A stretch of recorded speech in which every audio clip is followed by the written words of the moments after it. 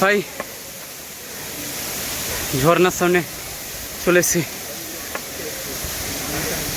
जिंदगी में क्या चाहिए, एटाई चाहिए बस, और किछु नहीं। बाबा की दर्शन और ये सब मुहूर्त, ये सब मोमेंट, बस इसके लिए जी रहा हूँ भाई। এই জন্যই বেঁচে আছি ভাই, সত্যি কথা বলছি।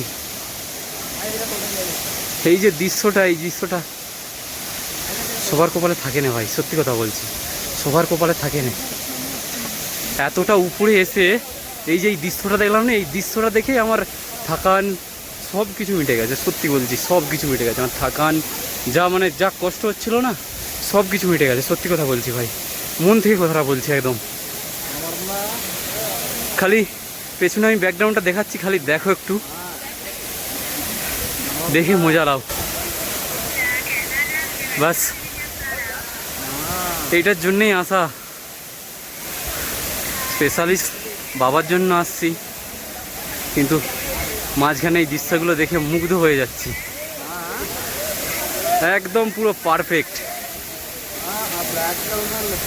জীবনে যা চেয়েছিলাম তার থেকে অনেক বেশি পাচ্ছি।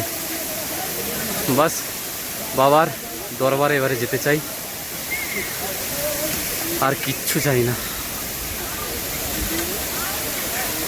বাস আমি এই ব্লগটা এখানেই শেষ করছি।